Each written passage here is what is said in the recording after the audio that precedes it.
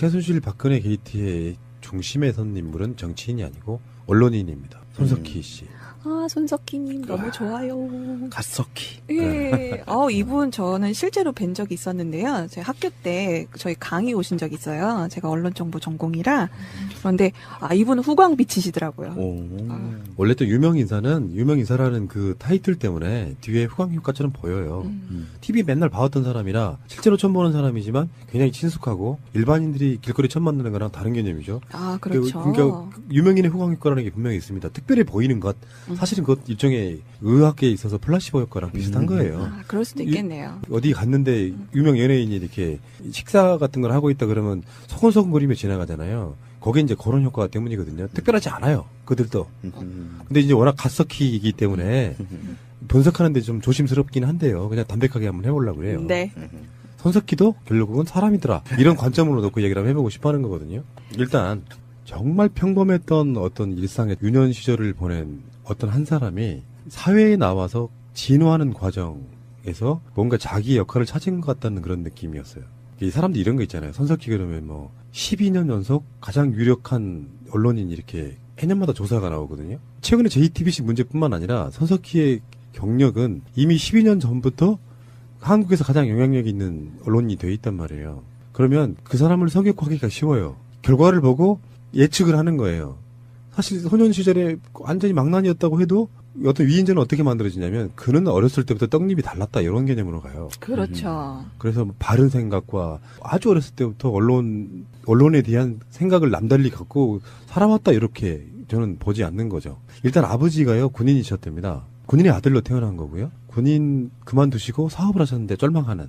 결국에는 제가 일화에 의하면은 흙집 이런 데 살았는데 비가 오니까 흙이 천장에 떨어지더래요. 그런가 보다고 받침대 놓고 있었는데 우수수 떨어져가지고 안방에서 마루로 피할 정도로 살았대요. 그런 정도의 환경에서 자랐는데 그래서 여러분들이 아시다시피 최근에 한국을 주도하는 어떤 유력한 대학을 나온 것도 아니고요. 그렇다고 그 학교를 비하할 생각은 전혀 없어요. 제 생각에는 그 시대급의 지금 정치인들 학력 스펙 보면은 또 웬만큼 대학 이렇게 해서 어떤 레벨이 있잖아요. 그래서 손석희 옹은 사실 그 시대에는 좋은 대학을 나왔다고 좀 보기는 어렵죠. 근데 이게 반대로 말하면 손석희는 그렇기 때문에 저는 더 가치가 있다고 봐요. 한국 사회는 주류와 비주류의 문화가 엄청나게 나눠요. 국회의원 하는 사람도 정말 돈이 많거나 그렇지 않으면 대량 비등비등할 경우에는 어떤 레벨은 국회의원감이고 어떤 레벨은 시의원감이고 이런 레벨이 있어요. 그런 걸 다 협파한 사람이다 보면 비주류에 계시는 분들 입장에서는 굉장히 선지자적인 인물 중에 저는 하나라고 봐요. 대표적인 인물들이 제가 볼 때는 서태지 조용필입니다. 그 사람들은 고등학교밖에 졸업 안 했어요. 그렇죠. 네, 맞다. 네. 그런 관점으로 좀 바라보는 일단 그런 면이 좀 있다고 보고 손석희 씨가 JTBC 뉴스를 시작해가지고요. 최근에 시청률이 10주 연속 1위를 달성했어요. KBS를 뺀 겁니다. 뉴스 시간대가 일단 달라요. KBS는 9시고요. MBC, SBS, JTBC가 8시에 시작하잖아요. 그러니까 지상파 두 곳과 경쟁을 해서 계속 1위를 달리고 있는 거예요. 8시 대 뉴스로는. 그런 관점으로 일단 보시면 좋을 것 같고요. 왜 이런 일들이 만들어졌는가를 분석하기 전에 이제 상식적으로 몇 가지만 알려드리겠습니다. 여러분 시청률이 뭔지 아세요? 시청률 1위라고 그랬잖아요. 네. 시청률 조사하는 가구들이 딱 선별이 돼 있다고 들었는데요. 그 사람들 중에서 이제 자동으로 집계가 된다고 들었어요. 그래서 이제 그것을 TV를 켜고 있는 가구 중에서 그것을 시청하고 있는 가구의 퍼센테이지? 어설프게 알고 계십니다. 아, 그런가요? 설명해드릴게요. 시청 점유율하고 시청률이 있는데 말이 헷갈리니까 사람들이 이해를 못 하시는 측면이 있어요. 혹시 보현님은 시청률과 시청 점유율이 뭐가 다른지 알아요? 아니요. 근데 이걸 되게 어렵게 설명드려요. 예를 들면 시청률을 이렇게 표현합니다. 텔레비전의 특정 프로그램 또는 특정 시간대를 시청한 개인 또는 세대가 그 당시 방송을 시청할 수 있는 상태에 있었던 개인 또는 세대의 총수에 대한 비율. 뭔 말인지 알겠어요? 너무 어려워요. 쉽게 설명해 드리면 시청률은 TV 시청이 가능한 모든 가능한 텔레비전 중에 점유율이에요. 안 켜 있어도 시청률이 포함되는 거죠. 그게 시청률이고 시청 점유율은 켠 상태에 있는 텔레비전들 중에 그러니까 시청 점유율이 더 중요하겠죠. 그러네요. 그렇죠. 예. 근데 이게 어떻게 집계가 되는 거냐면요. 케이블이나 종편이 없을 때랑 있을 때가 좀 달라지긴 했는데 시청률 집계하는 기관이 TMNS하고 HB 닐슨이라고 하는 두 곳이 이렇게 담당을 하는데 시청률 표본 조사를 할 수 있는 어떤 집 안에 TV에다가 이렇게 특정한 장치를 달아줘요. 그래서 TV를 시청할 때 TV 보는 사람이 연령대가 누구고 뭐하고를 보고해 가면서 그 TV를 보게끔 만들어주고 각종 혜택들을 줘요. 그러니까 불편함을 감수하고서라도 이렇게 시청률 조사에 매번 응해주고 이러는 게 있는데 저는 이제 이 방식을 좀 반대하고 싶은 거거든요. 뭐가 있냐면은 지금은 잘 생각해 보시면요. 지상파하고 종편과의 차이가 없어요. 왜 그러냐면 옛날에 지상파는 안테나를 통해 수신했잖아요. 근데 지금 도시권에서 안테나로 TV 보시는 분 있습니까? 없죠. 사실은 지상파도 사실은 케이블 방송인 거거든요.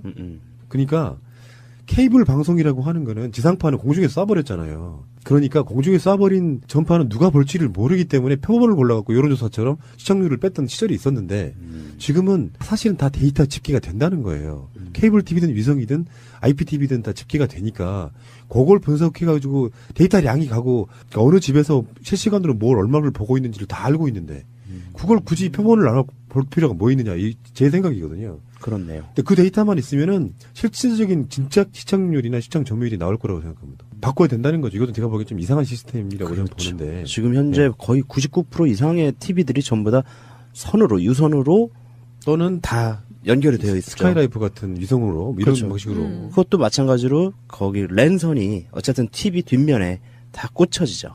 네. 그렇기 때문에 이거는 뭐 반드시 집계가 될 수밖에 없는 것 같아요. 요즘에는 거의 인터넷과 다 연동해가지고 뭐 IPTV니 뭐 해가지고 다 그런 거 많이 보잖아요. 그렇죠. 네. 셋탑박스 안 단 집이 네, 없죠. 그래서 핸드폰과 뭐 연동하면 할인도 해주기 때문에 다 그런 식으로 바꾸는 추세인데요. 네. 그렇죠.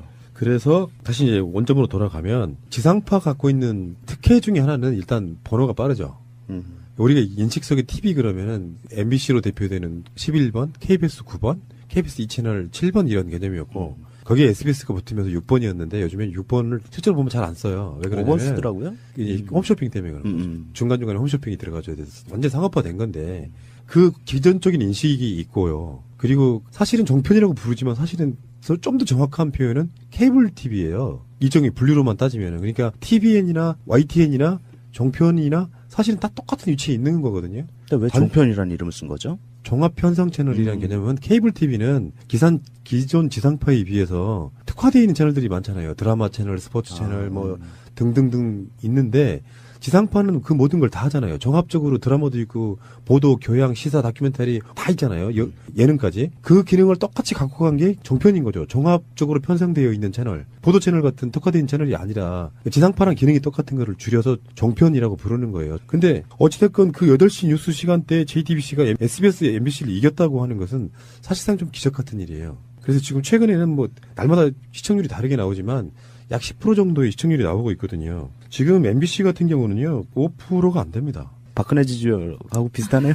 대지상파가 그렇다는 거고, SBS는 예전에 지상파들끼리 경쟁할 때는 SBS 가장 선명했어요. 마치 공영방송 같았어. 그 김성준 앵커에 좀 덕도 좀 있는 거고요.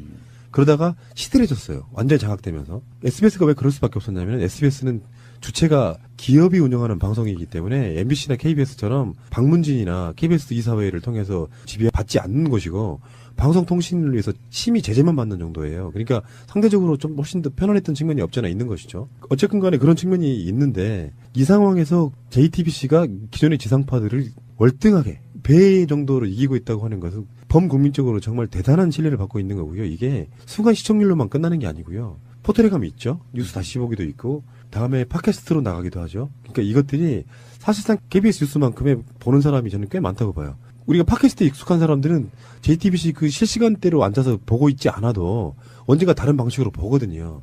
그러니까 현재 한국에서 가장 영향력 있는 언론은 JTBC 뉴스라고 저는 보거든요.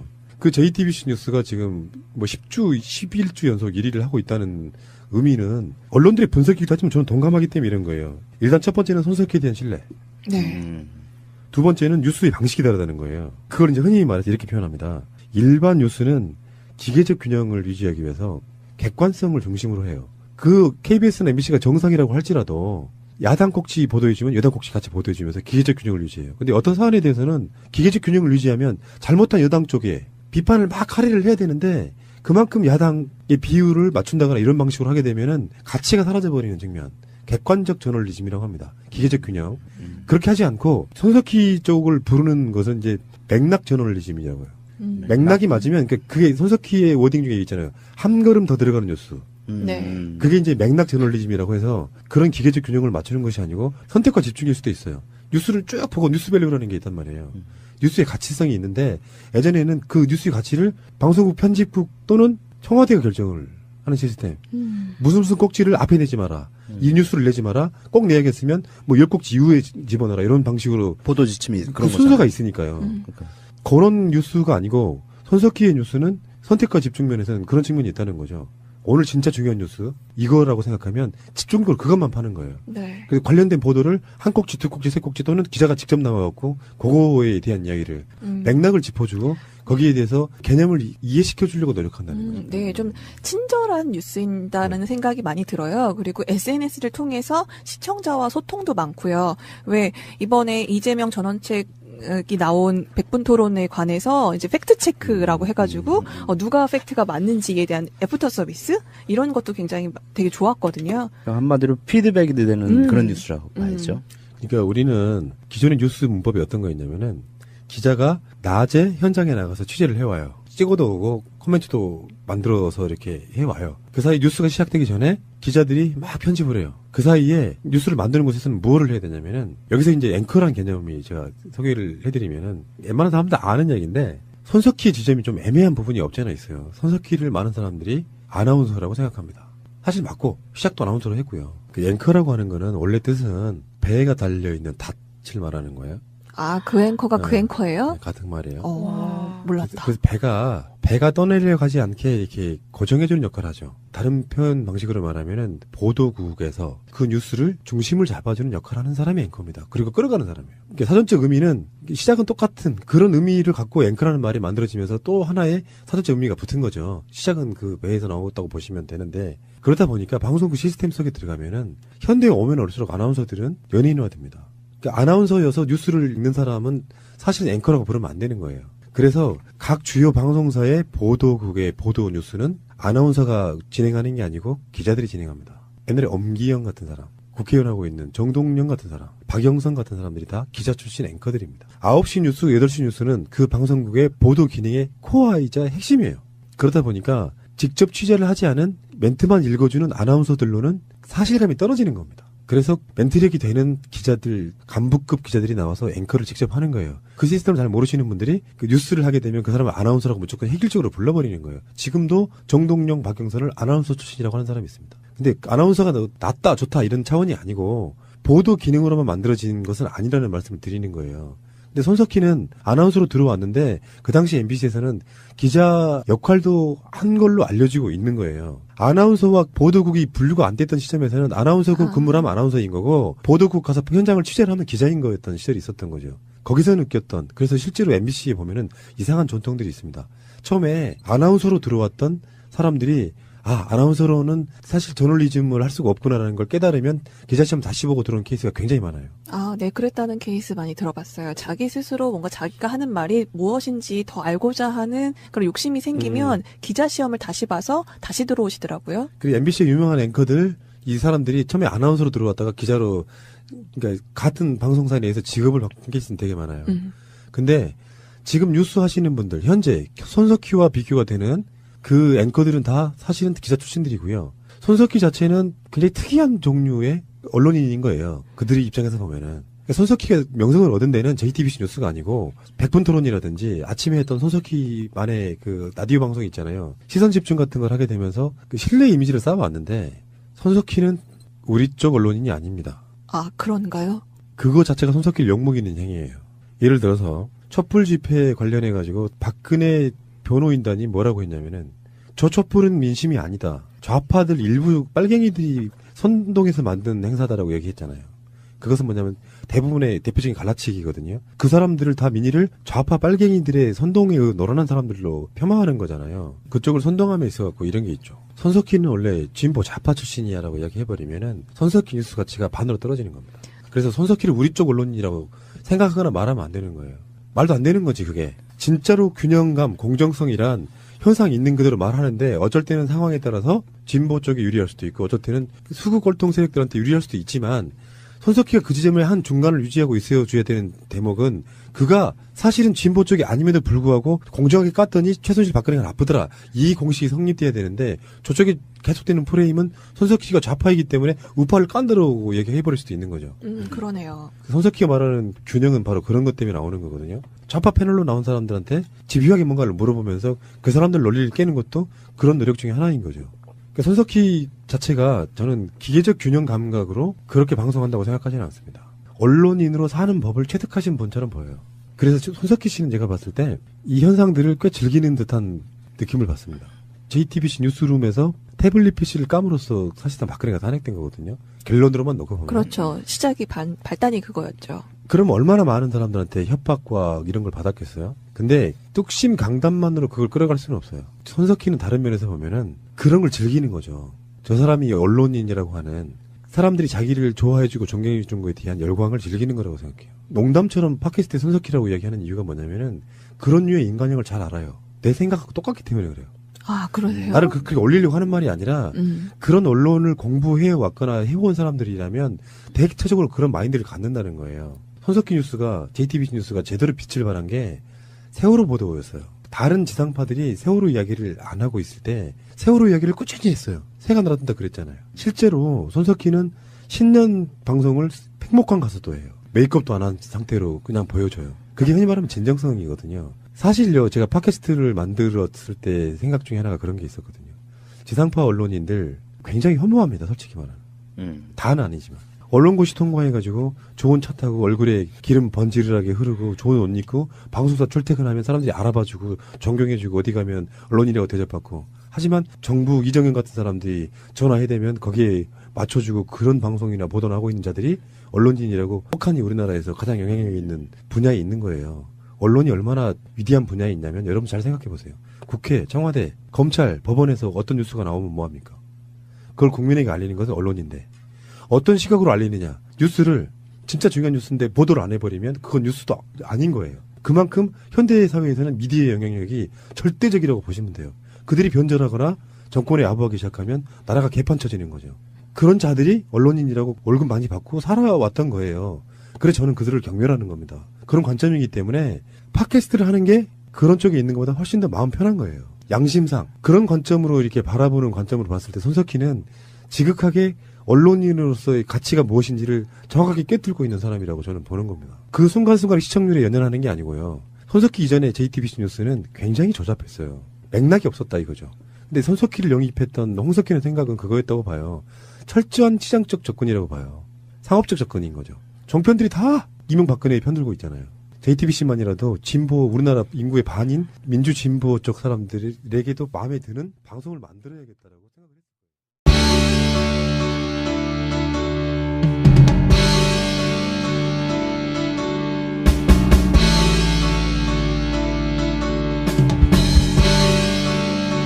최순실 박근혜 게이트의 중심에 선 인물은 정치인이 아니고 언론인입니다. 손석희 씨. 아, 손석희님 너무 좋아요. 갓석희. 예. 이분 저는 실제로 뵌 적이 있었는데요. 제 학교 때 저희 강의 오신 적이 있어요. 제가 언론정보 전공이라. 그런데 이분은 후광 비치시더라고요. 원래 또 유명인사라는 그 타이틀 때문에 뒤에 후광 효과처럼 보여요. TV 맨날 봐왔던 사람이라 실제로 처음 보는 사람이지만 굉장히 친숙하고 일반인들이 길거리 처음 만나는 거랑 다른 개념이죠. 아, 그렇죠. 그러니까 유명인의 후광 효과라는 게 분명히 있습니다. 특별히 보이는 것. 사실은 그것 일종의 의학계에 있어서 플라시보 효과랑 비슷한 거예요. 아, 그럴 수도 있겠네요. 어디 갔는데 유명 연예인이 이렇게 식사 같은 걸 하고 있다 그러면 소곤소곤거리며 지나가잖아요. 거기에 이제 그런 효과 때문이거든요. 특별하지 않아요. 그들도. 근데 이제 워낙 갓석희이기 때문에 분석하는데 좀 조심스럽긴 한데요. 그냥 담백하게 한번 해보려고 그래요. 네. 손석희도 결국은 사람이더라. 이런 관점으로 놓고 얘기를 한번 해보고 싶어 하는 거거든요. 일단 정말 평범했던 어떤 일상의 유년 시절을 보낸 어떤 한 사람이 사회에 나와서 진화하는 과정에서 뭔가 자기 역할을 찾은 것 같다는 그런 느낌이었어요. 이 사람들 이런 거 있잖아요. 손석희 그러면 뭐 12년 연속 가장 유력한 언론인 이렇게 해년마다 조사가 나오거든요. 최근에 JTBC 문제뿐만 아니라 손석희의 경력은 이미 12년 전부터 한국에서 가장 영향력 있는 언론인이 돼 있단 말이에요. 그러면 그 사람을 성역화하기가 쉬워요. 결과를 보고 예측을 하는 거예요. 사실 소년 시절에 완전히 망난이었다고 해도 어떤 위인전은 어떻게 만들어지냐면 그는 어렸을 때부터 떡잎이 달랐다 이런 개념으로 가요. 그렇죠. 그래서 바른 생각과 아주 어렸을 때부터 언론에 대한 생각을 남달리 갖고 살아왔다 이렇게 저는 보지 않는 거죠. 일단 아버지가요 군인이셨답니다. 군인의 아들로 태어난 거고요. 군인 그만두시고 사업을 하셨는데 쫄망하는. 그래서 결국에는 뭐 제가 일화에 의하면은 흙집 이런 데 살았는데 비가 오니까 흙이 천장에 떨어지더래요. 그런가 보다고 받침대 놓고 있었는데 우수수 떨어져가지고 안방에서 마루로 피할 정도로 살았대요. 그런 정도의 환경에서 자랐는데 그래서 여러분들이 아시다시피 뭐 최근에 한국을 주도하는 어떤 유력한 대학을 나온 것도 아니고요. 그렇다고 그 학교를 비할 생각은 전혀 없어요. 제 생각에는 그 시대급의 지금 정치인들 뭐 학력 스펙 보면은 또 웬만큼 뭐 대학 이렇게 해서 어떤 레벨이 있잖아요. 그래서 손석희 옹은 사실 그 시대에는 좋은 대학을 나왔다고 좀 보기는 어렵죠. 근데 이게 반대로 말하면 손석희는 그렇기 때문에 저는 더 가치가 있다고 봐요. 한국 사회는 주류와 비주류의 문화가 엄청나게 나눠요. 국회의원 하는 사람도 정말 돈이 많거나 그렇지 않으면 대량 비등비등 할 경우에는 어떤 레벨은 국회의원감이고 어떤 레벨은 시의원감이고 이런 레벨이 있어요. 그런 걸 다 혁파한 사람이다 보면 비주류에 계시는 분들 입장에서는 굉장히 선지자적인 인물 중에 저는 하나라고 봐요. 대표적인 인물들이 제가 볼 때는 서태지 조용필입니다. BBC 그 실시간대로 앉아서 보고 있지 않아도 언젠가 다른 방식으로 보거든요. 그러니까 현재 한국에서 가장 영향력 있는 언론은 JTBC 뉴스라고 저는 보거든요. 그 JTBC 뉴스가 지금 뭐 10주, 11주 연속 1위를 하고 있다는 의미는 언론들의 분석이기도 하지만 저는 동감하기 때문에 이런 거예요. 일단 첫 번째는 손석희에 대한 신뢰. 네. 두 번째는 뉴스의 방식이 다르다는 거예요. 그걸 이제 흔히 말해서 이렇게 표현합니다. 일반 뉴스는 기계적 균형을 유지하기 위해서 객관성을 중심으로 해요. 그 KBS나 MBC가 정상이라고 할지라도 야당 꼭지 보도해주면 여당 꼭지 같이 보도해주면서 기계적 균형을 유지해요. 근데 어떤 사안에 대해서는 기계적 균형을 유지하면 잘못한 여당 쪽에 비판을 막 할애를 해야 되는데 그만큼 야당의 비율을 맞춘다거나 이런 방식으로 하게 되면은 가치가 사라져버리는 측면. 객관적 저널리즘이라고 합니다. 기계적 균형. 그렇게 하지 않고 손석희 쪽을 부르는 것은 이제 맥락 저널리즘이라고요. 맥락이 맞으면 그게 손석희의 워딩 중에 있잖아요. 한 걸음 더 들어가는 뉴스. 네. 그게 이제 맥락 저널리즘이라고 해서 그런 기계적 균형을 맞추는 것이 아니고 선택과 집중일 수도 있어요. 뉴스를 쭉 보고 뉴스밸류라는 게 있단 말이에요. 뉴스의 가치성이 있는데 예전에는 그 뉴스의 가치를 방송국 편집국 또는 청와대가 결정을 하는 시스템. 무슨 꼭지를 앞에 내지 마라. 이 뉴스를 내지 마라. 꼭 내야겠으면 뭐 10꼭지 이후에 집어넣어라. 이런 방식으로 보도 지침이 그 그런 순서가 있으니까요. 그러니까. 그런 뉴스가 아니고 손석희의 뉴스는 선택과 집중 면에서는 그런 측면이 있다는 거죠. 오늘 진짜 중요한 뉴스 이거라고 생각하면 집중적으로 그것만 파는 거예요. 네. 그래서 관련된 보도를 한 꼭지, 두 꼭지, 세 꼭지 또는 기자가 직접 나와갖고 그거에 대한 이야기를 맥락을 짚어주고 거기에 대해서 개념을 이해시켜 주려고 노력한다는 거죠. 네, 좀 친절한 뉴스인다는 생각이 많이 들어요. 그리고 SNS를 통해서 시청자와 소통도 많고요. 왜 이번에 이재명 전원책이 나온 100분 토론에 관해서 이제 팩트 체크라고 해가지고 누가 팩트가 맞는지에 대한 애프터 서비스 이런 것도 굉장히 되게 좋았거든요. 한마디로 피드백이 되는 그런 뉴스라고 봐야죠. 그러니까 우리는 기존의 뉴스 문법이 어떤 거였냐면은 기자가 낮에 현장에 나가서 취재를 해와요. 찍어도 오고 코멘트도 만들어서 이렇게 해와요. 그 사이 뉴스가 시작되기 전에 기자들이 막 편집을 해요. 그 사이에 뉴스를 만드는 곳에서는 무엇을 해야 되냐면은 여기서 이제 앵커라는 개념이 제가 소개를 해드리면은 웬만한 사람들 아는 얘기인데 손석희의 지점이 좀 애매한 부분이 없지 않아 있어요. 손석희를 많은 사람들이 아나운서라고 생각합니다. 사실 맞고 시작도 아나운서로 했고요. 그 앵커라고 하는 거는 원래 뜻은 배가 달려있는 닻을 말하는 거예요. 아, 그 앵커가 그 앵커예요? 네, 같은 말이에요. 몰랐다. 그래서 배가 떠내려 가지 않게 이렇게 고정해주는 역할을 하죠. 다른 표현 방식으로 말하면은 보도국에서 그 뉴스를 중심을 잡아주는 역할을 하는 사람이 앵커입니다. 그리고 끌어가는 사람이에요. 그러니까 사전적 의미는 시작은 똑같은 그런 의미를 갖고 앵커라는 말이 만들어지면서 또 하나의 사전적 의미가 붙은 거죠. 시작은 그 사람들은 고등학교밖에 졸업 안 했어요. 그쵸. 네, 맞다. 네. 네. 그런 관점으로 좀 바라보는 일단 그런 면이 좀 있다고 보고 손석희 씨가 JTBC 뉴스를 시작해가지고요. 최근에 시청률이 10주 연속 1위를 달성했어요. KBS를 뺀 겁니다. 뉴스 시간대가 일단 달라요. KBS는 9시고요. MBC, SBS, JTBC가 8시에 시작하잖아요. 그러니까 지상파 두 국과 경쟁을 해서 계속 1위를 달리고 있는 거예요. 8시 대 뉴스로는. 그런 관점으로 일단 보시면 좋을 것 같고요. 왜 이런 일들이 만들어졌는가를 분석하기 전에 이제 상식적으로 몇 가지만 알려드리겠습니다. 여러분 시청률이 뭔지 아세요? 시청률. 시청률 1위라고 그랬잖아요. 네. 시청률 조사하는 가구들이 딱 선별이 돼 있다고 들었는데요. 그 사람들 중에서 이제 자동으로 집계가 된다고 들었어요. 그래서 이제 그것을 TV를 켜고 있는 가구 중에서 그것을 시청하고 있는 가구의 퍼센테이지? 어설프게 알고 계십니다. 아, 그런가요? 설명해드릴게요. 시청 점유율하고 시청률이 있는데 말이 헷갈리니까 사람들이 이해를 못 하시는 측면이 있어요. 혹시 보현님은 시청률과 시청 점유율이 뭐가 다른지 알아요? 아니요. 근데 이걸 되게 어렵게 설명드려요. 예를 들면 뭐 시청률이 이렇게 표현합니다. 텔레비전의 특정 프로그램 또는 특정 시간대를 시청한 개인 또는 세대가 그 당시 방송을 시청할 수 있는 상태에 있었던 개인 또는 세대의 총수에 대한 비율. 뭔 말인지 알겠어요? 너무 어려워요. 쉽게 설명해드리면 시청률은 TV 시청이 가능한 모든 가능한 텔레비전 중에 점유율이에요. 안 켜 있어도 시청률이 포함되는 거죠. 그게 시청률이고 시청 점유율은 켠 상태에 있는 텔레비전들 중에 그러니까 시청 점유율이 더 중요하겠죠. 그러네요. 그렇죠. 예. 근데 이게 어떻게 집계가 되는 거냐면요. 케이블이나 종편이 없을 때랑 있을 때가 좀 달라지긴 했는데 시청률 집계하는 기관이 TMNS하고 HB 닐슨이라고 하는 두 곳이 이렇게 담당을 하는데 시청률 표본 조사를 할 수 있는 어떤 집 안에 TV에다가 이렇게 특정한 장치를 달아줘요. 그래서 TV를 시청할 때 TV 보는 사람이 연령대가 누구고 뭐하고를 보고해 가면서 그 TV를 보게끔 만들어주고 각종 혜택들을 줘요. 그러니까 불편함을 감수하고서라도 이렇게 시청률 조사에 매번 응해주고 이러는 게 있는데 저는 이제 이 방식을 좀 반대하고 싶은 거거든요. 뭐가 있냐면은 지금은 잘 생각해 보시면요. 지상파하고 종편과의 차이가 없어요. 왜 그러냐면 옛날에 지상파는 안테나를 통해 수신했잖아요. 근데 지금 도시권에서 안테나로 TV 보시는 분 있습니까? 없죠. 사실은 지상파도 사실은 케이블 방송인 거거든요. 그러니까 케이블 방송이라고 하는 거는 지상파는 공중에 쏴버렸잖아요. 그러니까 공중에 쏴버린 전파는 누가 볼지를 모르기 때문에 표본을 골라갖고 여론조사처럼 시청률을 뺐던 시절이 있었는데 지금은 사실은 다 데이터 집계가 된다는 거예요. 케이블 TV든 위성이든 IPTV든 다 집계가 되니까 그걸 분석해가지고 데이터량이 가고 어느 집에서 실시간으로 뭘 얼마를 보고 있는지를 다 알고 있는데 그걸 굳이 표본을 나눠 볼 필요가 뭐 있는 데서 나왔다고 보시면 되는데 그러다 보니까 방송국 시스템 속에 들어가면은 현대에 오면 올수록 아나운서들은 연예인화됩니다. 그러니까 아나운서여서 뉴스를 읽는 사람은 사실은 앵커라고 부르면 안 되는 거예요. 그래서 각 주요 방송사의 보도국의 보도 뉴스는 아나운서가 진행하는 게 아니고 기자들이 진행합니다. 옛날에 엄기영 같은 사람, 국회의원 하고 있는 정동영 같은 사람, 박영선 같은 사람들이 다 기자 출신 앵커들입니다. 9시 뉴스, 8시 뉴스는 그 방송국의 보도 기능의 코어이자 핵심이에요.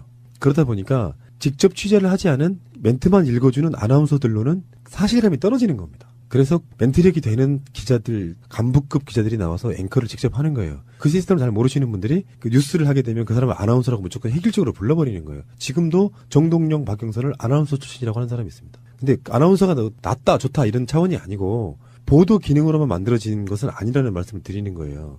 근데 손석희는 아나운서로 들어왔는데 그 당시 MBC에서는 기자 역할도 한 걸로 알려지고 있는 거예요. 아나운서와 보도국이 분류가 안 됐던 시점에서는 아나운서국 근무를 하면 아나운서인 거고 보도국 가서 현장을 취재를 하면 기자인 거였던 시절이 있었던 거죠. 거기서 느꼈던 그래서 실제로 MBC에 보면은 이상한 전통들이 있습니다.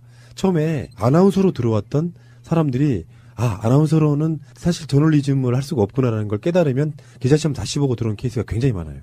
네, 그랬다는 케이스 많이 들어봤어요. 자기 스스로 뭔가 자기가 하는 말이 무엇인지 더 알고자 하는 그런 욕심이 생기면 기자시험을 다시 봐서 다시 들어오시더라고요. 그리고 MBC의 유명한 앵커들, 이 사람들이 처음에 아나운서로 들어왔다가 기자로, 그러니까 같은 방송사 내에서 직업을 바꾼 케이스는 되게 많아요.